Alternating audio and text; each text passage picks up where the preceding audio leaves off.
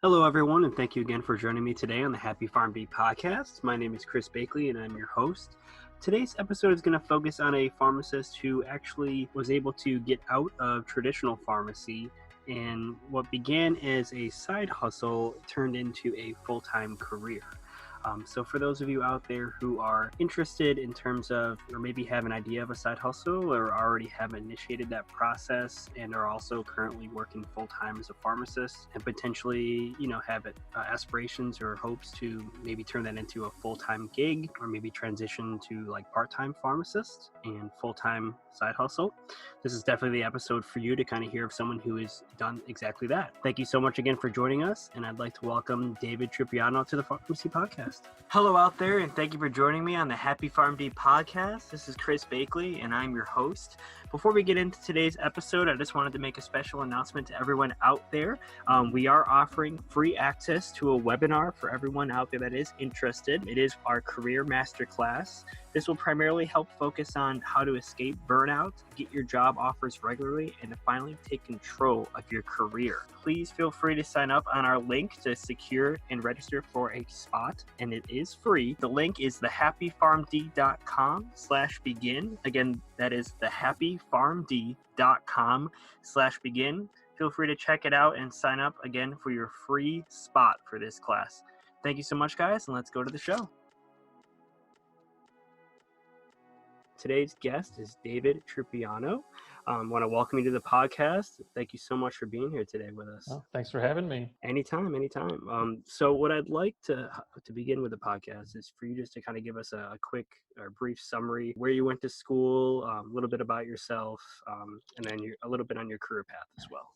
So I went to pharmacy school at Fair State University. It's in Big Rapids, Michigan, class of 150. I graduated in 2010. And from there, I moved on to when I graduated in 2010, I took a staff pharmacist position at the Detroit Medical Center. And I was a staff clinical pharmacist there for 2 years or so, working in all kinds of different, it's a big health system. So I got to see a lot of stuff like in the OR and the Coumadin clinic. And while I was there, I had kind of developed some software that the department started using. And then there was an opening that opened up in the informatics team, and so I kind of got picked to move over to that informatics team and got to work on the Cerner EMR system for 5 or so years there. So I did a lot. Well, I could talk for years about that stuff, but while I was doing that, I also kind of got to see the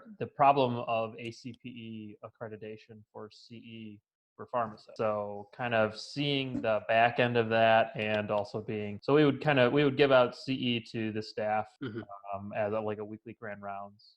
And so I got to be a participant to keep my license, and I also was kind of helping them, from the other side as well. And so kind of seeing the scope of that problem, that's kind of how I got the idea for my company, which is Lecture Panda. And so Lecture Panda, I developed basically a software that helps you stay accredited and deliver those CEs really very in a streamlined way. And so now we work with about 35 or 40 accredited programs across the country. And I'm the only employee. I have some part-time help, but it's really me doing the main thrust of the work. So that's kind of the quick version of me. Awesome. Yeah. No, thank you for that. Well, I guess I want to start with, how did you I know you started with pharmacy, obviously, and you probably, I don't know if initially you were thinking that was what you were going to do forever. Probably that's why we chose that career path, right? Yeah. But what made you, decide to take a turn to a different path in terms of more kind of coding? Yeah. Well, good question. So when I was in pharmacy school, the reason I picked pharmacy was because I really like science and I really like figuring out how stuff works. And it was a career that it just seemed like I would be able to do all that stuff and get to learn like really interesting things, right? And the first 2 years of pharmacy school, you're doing like chemistry, orgo, you're doing, that's even pre-pharma, but then you get into biochem and you get into this really very interesting stuff, like how does your body work and that kind of thing. And then the third year comes around, and then they're like, well, now that you know all that stuff, here's all these protocols that you need to memorize. So if the patient presents in this format, here's the steps that you go through, the algorithm you go through to find the proper treatment. And it just became less interesting to me. I mean, it was still valuable, and I still was like, okay, I could probably do this for a career. But I just needed something like more problem solving to keep my interest. So that's kind of how I started doing programming. So I initially did it just as like puzzles. So you'd find it was like math problems that you needed to program to find the solution. So like, what are all the prime numbers below 1,000? Like you could do it by hand, but that's crazy. So you write a little software program to come up with. It's like a trivial problem, but it's like you're solving something, right? And so it was just for fun really on the side. And so that started in my P3 year. And then, the deeper you get into that, it just kind of snowballs. So I've been coding for 12 years now, I think. So now it's a whole other level of problem that you think about. Did you take a course, or did you kind of teach yourself, or No, have I'm friends soft. that did it, or? Yeah, I'm self-taught. I've had friends. My brother's a programmer. I have friends who are programmers, but did it all myself. Starting with those little puzzles, really. And there was maybe a book that I read the first couple of chapters on that introduced like, this is what a variable is, this is what a for loop is, just like the building blocks to get started. But then after that, it was all like find a problem and try and solve the problem with this knowledge. Before you started your own business, was it pretty easy to find a position that kind of combined pharmacist and programmer for you? No. Okay. No, and really, when I was on the informatics team, I did use my programming, but it was not to the same amount that you would think. It was really more like report writing. So I don't know if you're familiar with like SQL. It's like retrieving data from a database. Okay. I did some of that. I did get to do a little bit of programming, like once I was there for a little while, and I actually earned the ability to compile programs in the test environment. Okay. I did a couple of things with like the label and some other little stuff here and there with rules for the Cerner people in the audience, where I got to write custom CCLs for that stuff. But most of it was reporting, and then like being the translation between the clinical staff and the IT team. Yeah. Right. Yeah. Okay. Gotcha. Yeah. And was it pretty much just at your local site, or did you kind of bounce around to different sites? No, I mean, I was based out of, our team was not associated with a particular hospital. We were associated with the health system as a whole. So there were 3 of us on the team I think there were 8 hospitals when I started. Gotcha. Okay. So Yeah. a little bit, a little change of pace, I guess, from just being in the pharmacy or being a clinical Yeah, I pharmacist. mean, we were in the back of the pharmacy, so we'd walk through the dispensing area to get to our offices and stuff. Mm-hmm. But like from day-to-day perspective, we were more like translating between the 2 worlds kind of thing. Gotcha. Yeah. Okay. And then once you started your company, or we're kind of in the works, I guess, I think you said you were kind of doing, after work and on the weekends trying to slowly build it, in terms of making that transition from, making it kind of a hobby to a side hustle. When did you make that like transition, or how did you go about just transitioning? Right. So it was kind of done in phases, actually. So the first phase, I was working full time while I was building the initial version of the product. So that was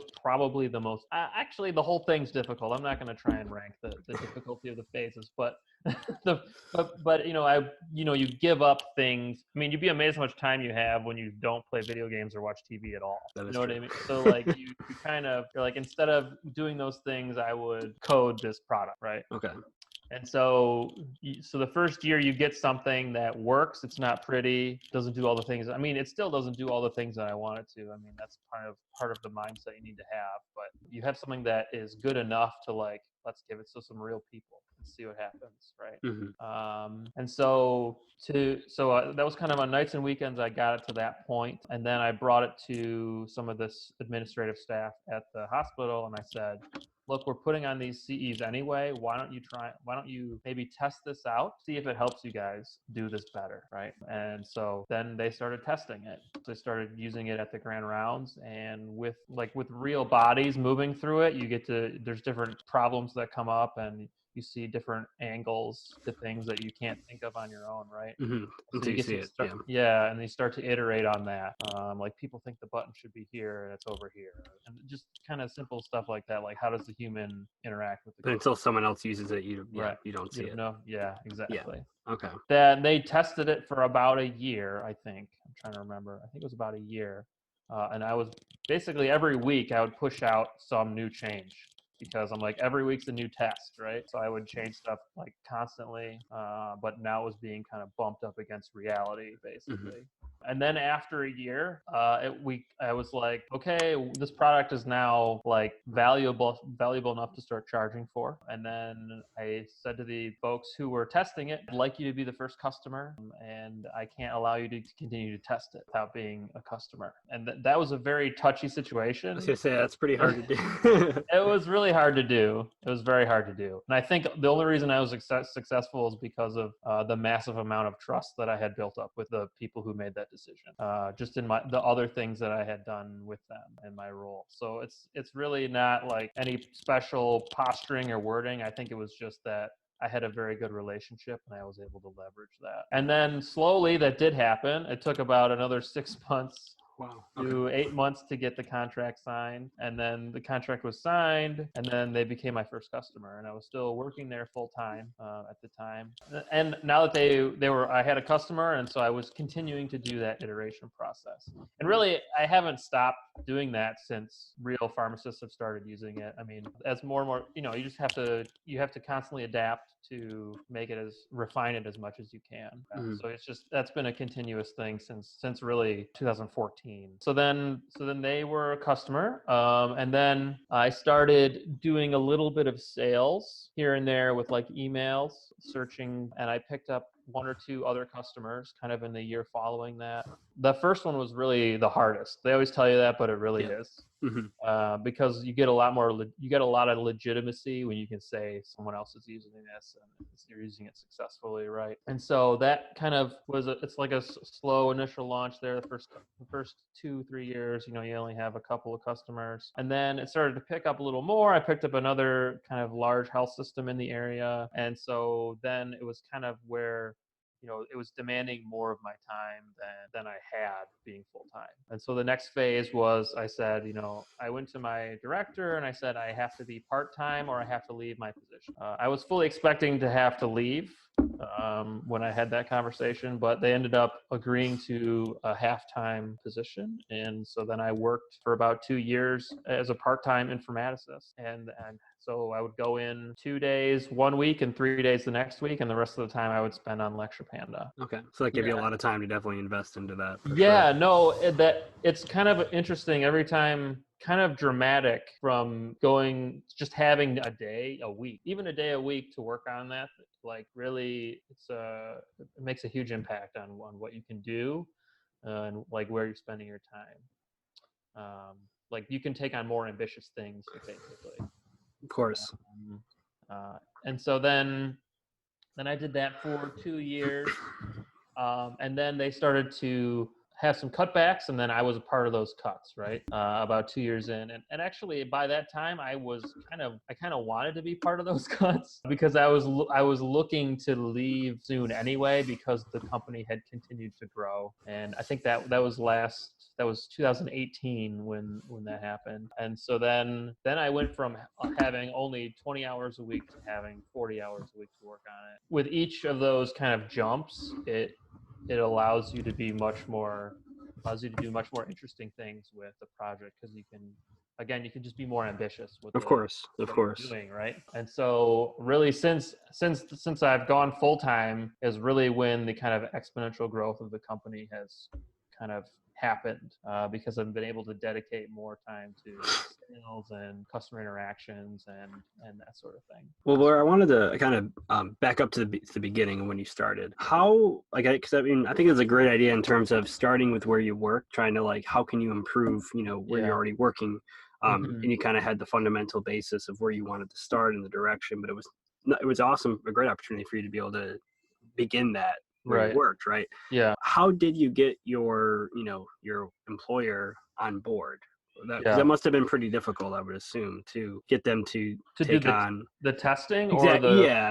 Initially, before they even signed on. So just in the very beginning, when you kind of had the test, the sample ready, but you wanted to test it. Because for someone, I guess, I feel like a lot of people out there, they may be interested in coding, or Mm-hmm. even in other ways that they can improve, other Right. opportunities to improve their current Right. employer system, or that policy, however they may be able to work on it. But how did you Right. begin that, like for someone who might want to do the same thing in a different way? Yeah. How did you begin that process, just to even? Right. So really the key is that they were feeling the pain of having nothing helping them. If you are so you don't have a product unless you're solving someone's problem. Like you Exactly. think, it has to be valuable to somebody in order for you to sell it. And so usually that means when you're talking about software, usually there's some type of process that can be streamlined, or something new that's enabled because you're able to do some special processing. And so when I went to them, I knew that they were feeling the pain of doing this stuff manually, because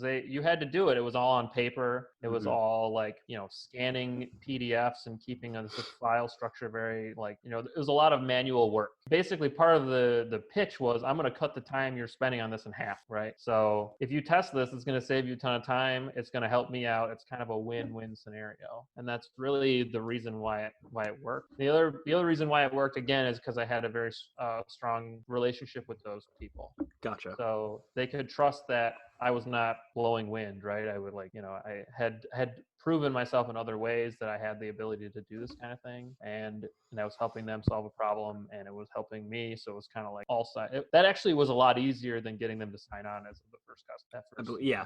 Well, because you were offering it as for free. I was solving something, yeah. And and it was free. Yeah. Definitely asking them to sign a contract and ask for money is probably much a little harder. But that's awesome that it's growing. I mean, so basically from start to finish, what was the time frame, or to where you are now, I guess, with the exact year when you started? So we formed the LLC into the October of 2018. Okay. Or 2014. Okay. Yeah. Okay. So it's been, about 5, 6 years. 4 or 5 years. Okay. Or yeah, you're right. I can't even do math. I'm still trying to remember 2020. Yeah. I'm still writing 2019 sometimes. So, or typing, I guess, not really writing it. But yeah, I guess in this day and age, it's kind of funny how forming a side hustle, and for you now, it's turning into it's a full-time job. Mm-hmm. It started as a side hustle, I would say. I feel like that's becoming a pretty common norm. In terms in our profession, a lot of people looking for, especially in terms of retail or hospital, or just like lack of hours possibly, or just burnout. A lot of people are starting to probably look for things that they find more satisfying, in life, but can also possibly see that as a career. Do you feel, compared to when you were a full-time pharmacist to where you are now, do you feel a big difference in your lifestyle wise, less stressful or more enjoyable, or any vast differences? Yes, it's vastly different. So there's so many aspects of it that are different. So positive wise, the good things are I have in complete control of my time. If I need to have an electrician come fix something at my house, I can do that whenever, because I can be here. Mm-hmm. I can schedule my meetings whenever. So there's an extreme amount of freedom that I have that I didn't have before. The other benefits is, there's one of the really bad things about healthcare and really pharmacy is how consolidated everything has become. So the opportunities to do something really innovative and interesting are smaller, because there's less wiggle room, right? Yeah, of course. So you have to appease some board of people who don't actually see the impacts on the patient, or don't see the work on the ground, right? So there's a disconnect between the leadership. I mean, that's just the way it is when an organization gets bigger. There's no way around it, right? And so because you don't have these smaller entities, it's harder. If you have that kind of mindset, like an entrepreneurial mindset, it's harder to find a place to fit in that environment, just because everything is such large organizations everywhere. Of course. Yeah. Right. And kind of historically, it would have been you open an independent pharmacy, right? And then you're your own boss, right? But even that opportunity nowadays it's very rare now, or it's very difficult. I wouldn't say. I guess it's becoming more and more rare, but it's very difficult. Yeah, and not to get too political, but the DIR, all that stuff that's happening with the clawbacks and that sort of stuff, it's shutting down in independent pharmacies and stuff. But so it's a difficult. I would not take that on I would not try that as a venture right now. Yeah. I mean, I give those who have been who tried and are still planning on it. I mean, I fully support it. I think it's very difficult. difficult. So I mean, Absolutely. I definitely would not say not to do it. I would just say it Yeah. takes a lot of dedication, but like anything, any side, starting your own business is hard, right? So Yeah. just doing your Yeah. research and fully investing as much as you can. But Right. I mean, in terms of currently with pharmacy, especially like we said earlier, with hours being cut back, and it's harder to figure out what you'd like to do. Mm-hmm. In terms of those, I know you said you're trying to solve someone's problem to determine like maybe what kind of side hustle you'd like. Are there any other recommendations that you've learned on this path from beginning to where you are now for those who maybe wanting to go that route? Like for software specifically, or I guess we could do both, in terms of if they were looking for a software coding to add, like, in terms of being like an yeah, informatics pharmacist or an IT pharmacist, yeah. or even just starting their own side hustle. Were there any things that you learned from the beginning to now that, maybe it was you failed at it, but it kind of helped you get further to where you are now? Yeah, read sales books, because that is the engine of anything that you start, especially if you're selling to businesses. So if you're selling to businesses, read sales books. If you're selling to consumer, read marketing books. And it's important to figure out like where your money's coming from, obviously. But so I'm selling to businesses, so I have spent a lot of time reading sales and trying to figure out strategies to make myself more effective in that area. Mm-hmm. Because that's kind of that's the engine of the company. So you can always, so I can't remember the exact phrasing, but someone once said like more revenue always solves your problems, or something along that. I can't remember the phrasing, but you can always solve problems with more revenue or something. So if you have a strong growth, that's the engine of your rocket ship. If you don't have the fuel to make it fly, then it's not, even if you have a sweet cockpit, you're not going anywhere. So I like that analogy. yeah. So that's important, and that's something that I've learned. But I was going to ask you the one other question about Yeah. how you went from full time to part time to fully Okay. transitioning. Do Yeah. you wish potentially you maybe made that transition sooner, or you feel that you just didn't feel comfortable to do it? How you went from full time to part time. Yeah. But when you suggested it to your to your employer, you kind of would have accepted it if they just said no to the part time, Yeah. right? Yeah, I would have. Yeah. Do you feel like you kind of wish you transitioned sooner to full time with your business, or are you kind of glad you kind of still did two different positions at the same time? I think I'm glad I did it slower, because it gave the product more time to mature. And there were a couple of opportunities in there where I think that if the product wasn't at the level of maturity it was at when I left, that I may have, you only really get one chance with some of these customers, right? So Mm-hmm. you see them, Yeah. they'll see the product once, and then they'll make a decision, and then you're not going to talk to them for 5 years if you even get a second chance. And so I think that by delaying it, my product was able to get to a point where if they had seen it even a year earlier, it may have not worked out in my favor. So like giving myself the best chance for success. And it kind of is painful because you have to be patient. The hardest thing. Yep. Yeah. Yep. So, but I think it's good that I did it that way. Yeah. But only from the perspective of, it gives the business the best opportunity to be successful, not maybe necessarily from the perspective of like, my personal well-being. So you're kind of sacrificing a little bit of yourself to make this thing successful. Of course, yeah, and you want to make a really good first impression. And you don't want, Yeah. rushing it isn't always the best idea. So Right. I Right. agree. Yeah, I agree with that.